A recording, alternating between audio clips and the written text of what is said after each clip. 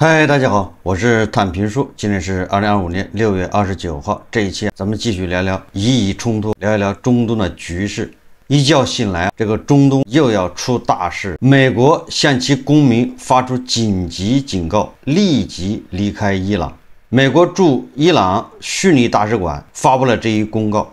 大家看视频。美国虚拟驻伊朗大使馆认为，当前该地区局势仍具重大风险。美国虚拟驻伊使馆在公告中说，自26号起，伊朗已开放部分领空，但德黑兰等主要枢纽的商务航班仍可能中断。在伊美国公民应关注当地媒体，并向商业航空公司咨询离境航班动态。公告还建议美国公民在安全条件下，可通过陆路前往阿塞拜疆、亚美尼亚、土耳其或土库曼斯坦。使馆表示，由于在伊领事援助能力有限，美政府无法提供直接撤离协助，计划离境者需自主安排行程，并采取下列应急措施：制定不依赖政府的紧急撤离方案，保持通讯设备畅通，准备应急物资包等。对于无法离开伊朗的美国公民，美国虚拟驻伊朗大使馆建议其在住所或其他安全建筑中寻找安全地方，随身携带食物、水、药品和其他必需品。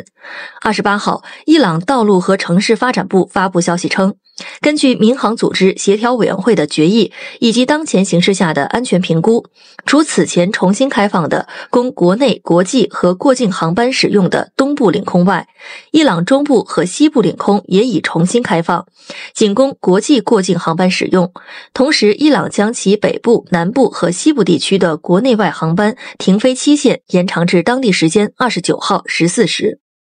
可以说，美国提醒在伊朗的美国公民要做好离开伊朗的准备。那某种意义上还有对伊朗动手的可能，不是以色列就是美国。结合最近特朗普多次在公开场合表示，有可能要进一步再一次轰炸伊朗，所以说伊朗要挨第二遍揍的可能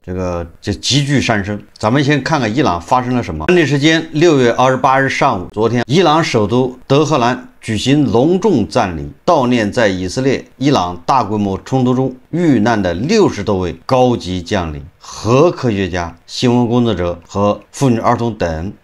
这个叫集体葬礼，咱们听的比较多的是集体婚礼，这伊朗搞集体葬礼，这个动静规模都是十分浩大。一把送走的还有伊朗武装部队总参谋长巴盖里、伊朗伊斯兰革命卫队总司令萨拉米等人。在这个葬礼上，有几位据称已经被以色列给定点清除的一些重要人物，事后证明他没有清除，还在这个葬礼上露面了。你比如说，伊朗最高领袖哈梅内伊的高级顾问叫沙姆哈尼，有媒体说他已经重伤不治身亡，但是他葬礼上他出现在现场，他是活着出现的，不是躺在那个棺材里面。这些人也不容易，这一次不躺进去，恐怕下一次就要躺进去。数万伊朗民众自发组成送葬队伍。这个到底是不是自发的，这就不好说了。总之，确实有很多人走上伊朗的街头参与葬礼。伊朗的总统佩泽西奇扬亲自出席了送别仪式。这个仪式队伍从市中心叫恩格拉布广场出发，行至德黑兰西部的自由广场，沿途数十万民众聚集，手举伊朗国旗与死者照片，高呼打倒美国，打倒以色列，让美国去死，让以色列去死等口号，表达愤怒与哀悼。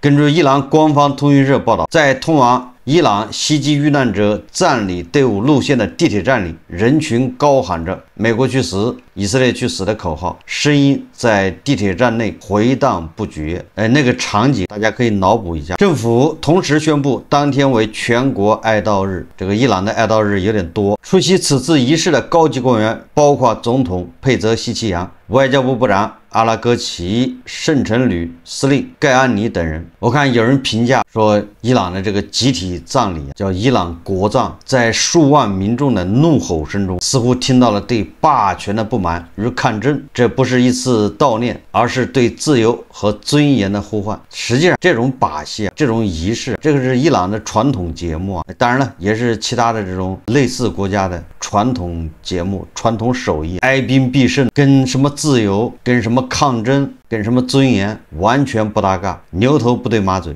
如果非要说这是什么自由，这是尊严，那是伊朗人民当奴才的尊严，当奴才的自由。伊朗人民在这高喊以色列去死，美国去死，这个叫小和尚念经，有口无心。他们内心真实的想法谁也不知道。伊朗人有选择的自由吗？伊朗人女人有不戴头巾的自由吗？伊朗人有言论的自由吗？伊朗人有选择的权利吗？他们只不过是被神权组织这神棍政权强行组织起来，去大街上表演一番而已。完了之后，要么是加点工资，要么是中午搓一顿，要么是这个发一个表彰，要么是放半天假，仅此而已。在印度的人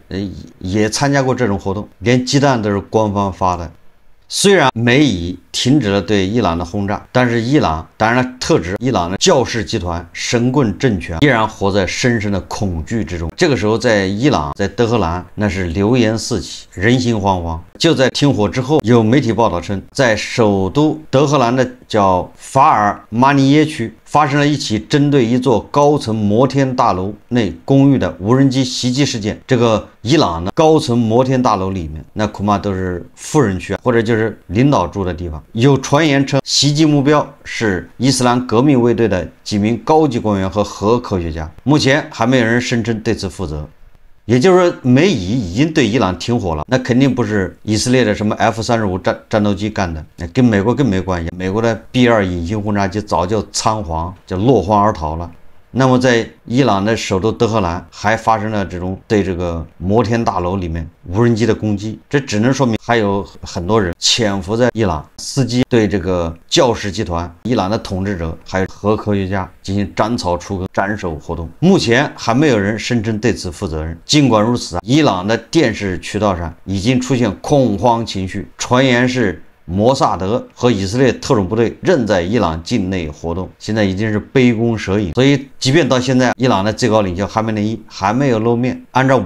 通常像伊朗这种国葬、这种集体葬礼，那哈梅内伊一定会出现的，会亲切的接见遇难者的家属，会勉励他们要继承革命遗志，这些都是要被拍下来广为宣传的。但是这一次没有看到哈梅内伊，所以大家对哈梅内伊的下落产生了这个好奇。考虑到现在伊朗并不安全，所以这个哈梅内伊根本就不敢露头，躲在一个什么地方，据说只有特朗普知道。参加这个国葬集体葬礼的伊朗外长阿拉格齐，他在这个葬礼活动之后，他说，面对两个拥有核武器的政权，伊朗人民展现了英勇的抵抗精神，坚定地捍卫了自身的尊严与荣誉。阿拉格齐指出，伊朗人民曾献出鲜血，却未曾让出一寸土地。伊朗与投降一词毫无关联。这个说的你看多好听，关键是伊朗命好，遇到了两个对手，一个是以色列，一个是美国，你就庆幸去。如果伊朗遇到的对手是俄罗斯，你看看你会不会让出土地？因为以色列人和美国人并不是要他伊朗的领土，人家只是要打掉他的核计划。如果伊朗遇到的对手是俄罗斯这样的对手，是普京这样的人，给你搞个公投，让你知道什么叫以土地换和平啊！伊朗的神棍政权像其他的这些独裁政权一样，叫外战外行，内战内行。打以色列、打美国不行，当然他们宣称是胜利了，但是他刀口对内肃反，那是轻车漏熟，驾轻就熟，手到擒来，攘外必先安内。伊朗因涉嫌与以色列情报机构合作而逮捕700人。2025年6月24号，伊朗当局宣布逮捕700多名涉嫌与以色列摩萨德情报机构及其他外国情报机构合作的人员。这个还是截止到6月24号，那现在已经是29号了，这个数字恐怕已经上升了上千人了。根据伊朗法尔斯通讯社报道，此次大规模行动旨在识别间谍。此次逮捕行动涉及伊朗15个省份，是近年来规模最大一次，凸显德黑兰对外国特工渗透国内的日益担忧。纽约时报指出，伊朗逮捕700人，可能是试图展示国内稳定，并转移国际舞台上失败的注意力。随着时间的拉长，这个逮捕的人会越来越多。以色列和美国对伊朗轰炸一共是12天，因轰炸而丧生的伊朗人好像只有600多人。但是伊朗人自己抓的人数字远远大于以色列人炸伤炸死的，这就是内战内行，外战外行。那为什么说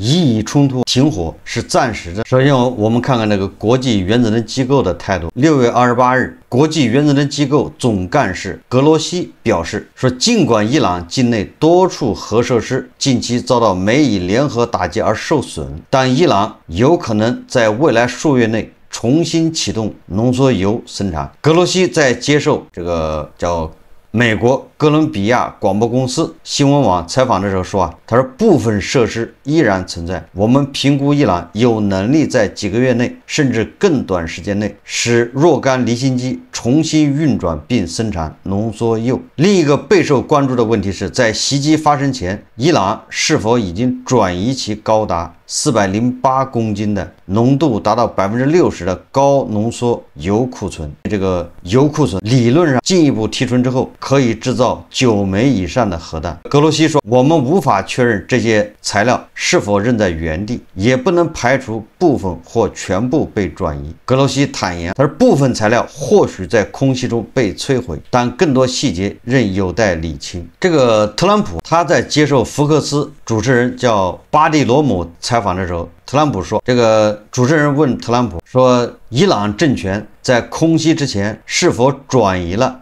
一些浓缩铀，也就是从福尔多核设施把浓缩铀材料转移走了。特朗普很清晰地说，他认为这是不可能的。说伊朗人不知道美军什么时候去轰炸。第二个，他说从福尔多核设施把这些铀材料运走，这个成本非常高，负担非常重，不是那么容易的事。说伊朗人他们没有想到美军会攻击那个地方，因为他认为那个地方固若金汤。根据美军参谋长向记者透露的，福尔多核设施上面不是3个眼吗？只有中间那个眼是巨型钻地弹打的，两头那2个眼是通风口。按照这个参谋长的说法，一共有6枚钻地弹打在一个眼里面，那就是接力6枚钻地弹，地堡这个叫什么毁坏者啊，接力那打进福尔多核设施。这个说起来确实也是6枚这个钻地弹精准的投到一个孔里面，所以说很多人不相信，很多人就认为你这个打击效果到底怎么样，因为谁也看不见。那好了，既然大家公说公的理，婆说婆的理，各执一词。伊朗说这个就是教士集团神棍政权说他的核设施没有什么损失，但是特朗普和以色列认为对伊朗的核设施这个是毁灭性的。伊朗的外交部发言人叫巴格埃伊，他承认伊朗的核设施因美国与以色列的袭击而遭受了严重破坏。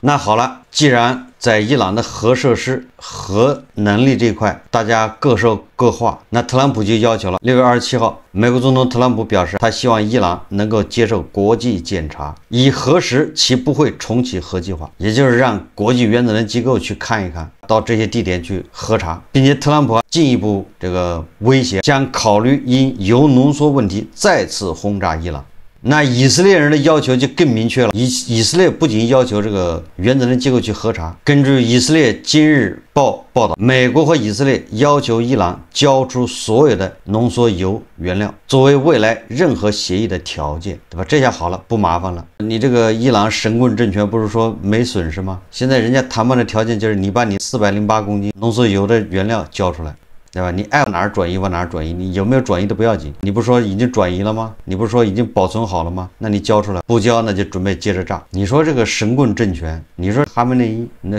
妥妥的是说最狠的话，挨自己毒的打。这个恐怕也是迄今为止为吹牛付出的最大代价。这哈梅内伊吹牛，而且这一次如果美国和以色列再次重启对伊朗的打击，恐怕就不光是空军了，不光是扔炸弹放导弹，很有可能派地面部队要彻底摧毁。为什么？这个美国人已经开始在放风了。美军参谋长联席会议主席他说，任何常规武器都无法摧毁伊朗伊斯法罕核设施。这话什么意思？就是美国和以色列现在所有的常规武器，包括那个钻地弹，没有办法摧毁伊斯法罕的核设施，除非你用战术核武器。那美国不可能用战术核武器，用核武器去摧毁核武器，所以言下之意恐怕只能派地面部队了。这是怎么说的？伊朗伊斯法罕核设施对任何常规武器都不可达，非核航空炸弹或其他武器无法对其造成任何重大损害。这一声明是由美军参谋长联席会议主席凯恩在美国国会听证会上发表的。